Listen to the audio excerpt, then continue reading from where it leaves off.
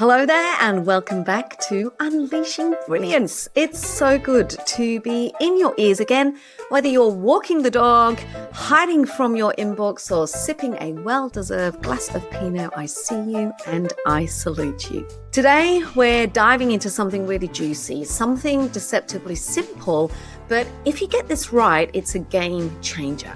I'm talking about how I structure my working week.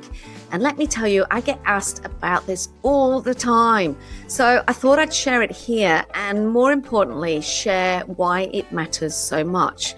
Because the question to actually ask yourself is this: who is really running your week? Is it you? Or is it your clients? Is it your team? Is it your inbox? Is it your calendar pings? Or whoever's actually yelling the loudest? And I see this all the time, especially in brilliant women building businesses. The calendar gets hijacked, the priorities get flipped, and suddenly your week is packed with delivery, with admin, reacting to client demands and emergencies that are coming into your inbox left, right, and center. And you end up not actually leading at all. You're chasing, you're not actually growing at all. You're simply surviving. And what I know is that if you don't own your time, somebody else will. And I just want to be blunt for a second with a whole heap of love wrapped around this bluntness. My friends, that's not how you're going to build brilliance. That's not how you scale sustainably. And it's certainly how we ultimately burn out. So today I want to share how I structure my working week to avoid that cycle. I want to share with you the 4 critical ingredients that every single week needs, and actually why your calendar is your best business strategy and how this simple shift can give you clarity, clients, and peace of mind. So let's go. Now, in all honesty, I learned this all the hard way. I'd say about 5 years into my business, I really hit a wall. From the outside, business looked brilliant. I was being booked solid with keynotes, with workshops, with coaching. I was in full delivery mode. The calendar, it was packed, absolutely jam-packed. Awesome clients, traveling around the country, traveling around the world. It was brilliant. The calendar was packed. The energy was full throttle. I was on fire. I loved it. But then it all ended. Not in a dramatic, flames and fire kind of way, just silence. Because I'd been so stuck in delivery that I hadn't actually been selling. There'd been no outreach. There'd been no nurturing, not even a cheeky, just checking in kind of message. I was so deep in the work that I totally neglected the pipeline. So when that delivery cycle actually wrapped up, 0 pipeline, 0 clients, and hello, welcome the chunky revenue dip. Hello, the vomit-inducing list of bills, and no clue where the next bit of cash was coming from. And I know, because I've heard it from my own clients, that some of you might be feeling this exact same thing. That sinking feeling, I know it well. And I see it all the time in the women that I work with and that I coach, especially in those early stages of business. We finally land the clients, we get busy with delivery, and we forget to keep that pipeline flowing. But if you want to build consistency and not live in that terrifying feast or famine kind of zone, you've got to block time to sell from day one. And that was my wake-up call. I realized that I'd built this beautiful business that I was about to break through neglect because I'd let other people's priorities run my week. And honestly, it was terrifying. And here's what really hit me. I wasn't leading my business at all. I was trapped inside it. I had become the busiest little worker bee, buzzing from one thing to the next, delivering, but I'd completely forgotten that I'm also the queen bee, the visionary, the architect, the leader who needs to guide the whole hive. And let me tell you, when the queen bee's calendar is out of whack, the entire hive gets messy. Well, mine certainly did. And that was my wake-up call. I realized that I'd built this beautiful business that I was about to break through neglect. because I'd let everyone else's priorities run my week, I was reacting and not leading. So I decided I needed to blow it up. Not the business. You are every single one of them. You're all of them. I had to blow up the diary. Now, I want you to think about this for a second. In any successful company, there are entire teams dedicated to each area, teams dedicated to strategy, teams dedicated to sales, teams dedicated to people and well-being and admin. But you, my fabulous business owner, you are every single one of them. You're all of them. And unless you give each of these business units time in your week, thinking, selling, delivering, caring, you're either going to burn out or you're going to stall, or both. So how do I avoid that now?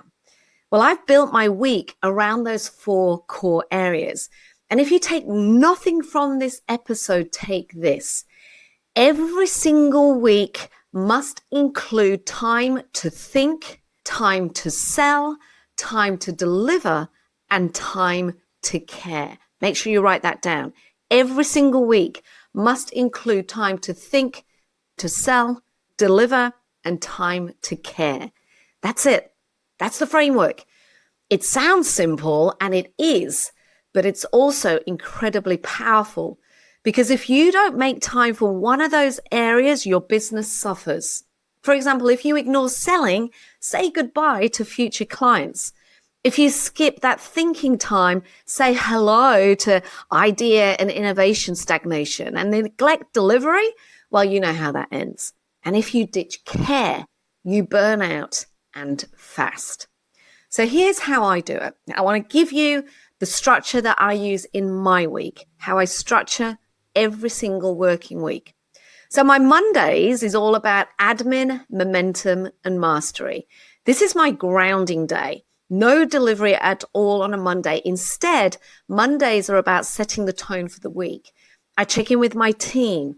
I clear out that inbox chaos. I check my cash flow and my pipeline and my reports. And I schedule the micro actions that are going to create the macro results. This is where my strategy gets locked in, and it's where chaos gets locked out. I make sure Mondays is the day that is going to move me forward throughout the week. And not just me, my team too. Tuesdays is all about my Elevate and Inner Circle clients. This is where the magic of Elevate and Inner Circle happens. It's sacred space for my high-level coaching. I give my premium clients my best energy. This is about being fully present. It's about big visioning. It's about breakthrough strategy. I want you to think of this as transformation meets tactical brilliance. No distractions, pure value on my core client base. They get all of me on a Tuesday.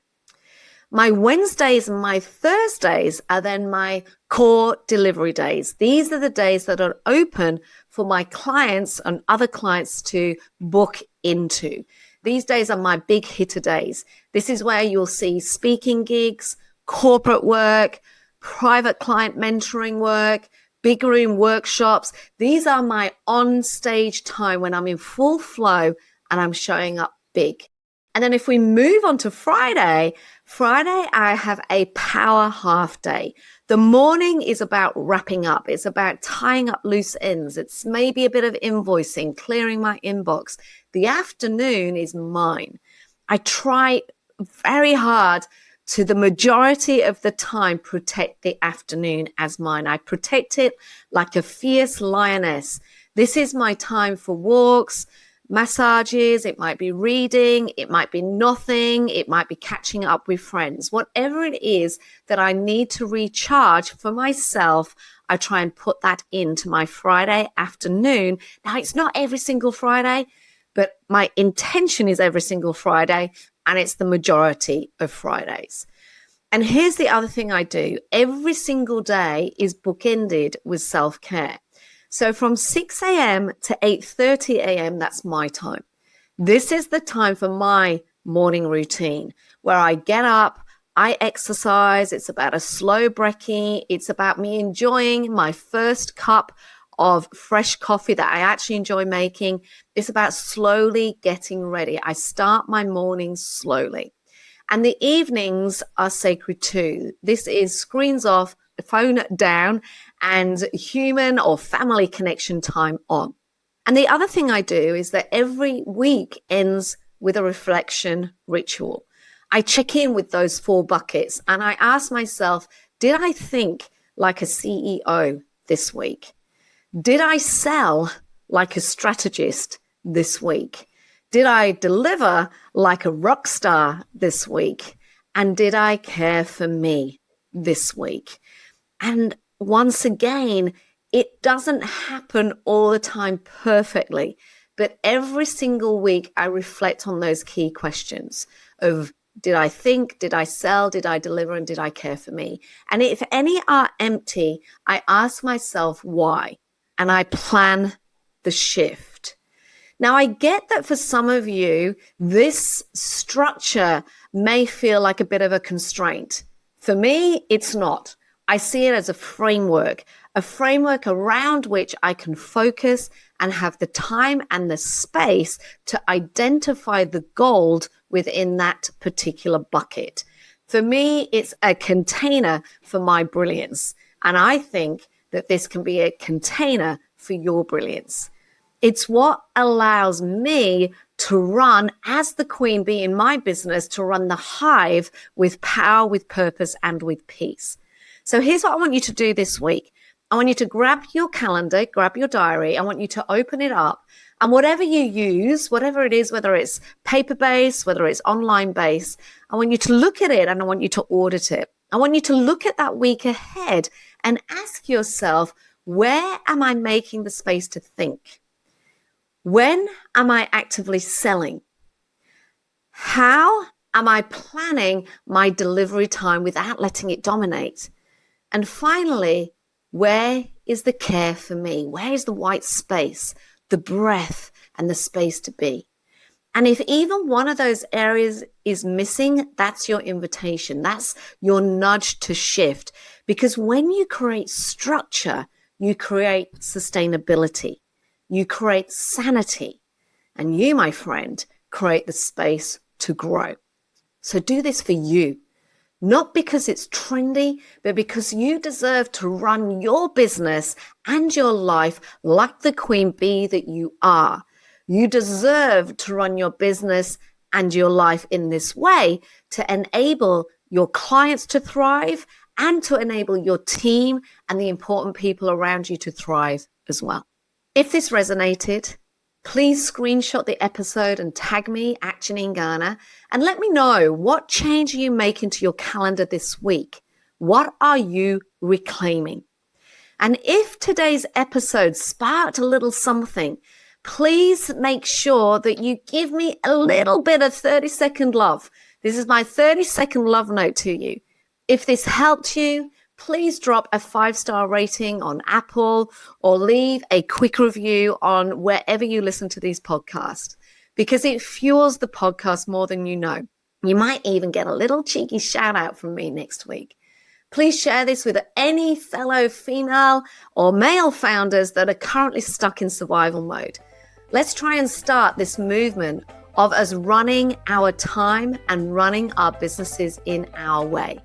And until next time, lead with purpose, protect your time like a rebel, and reign like the amazing queen and business person that you are.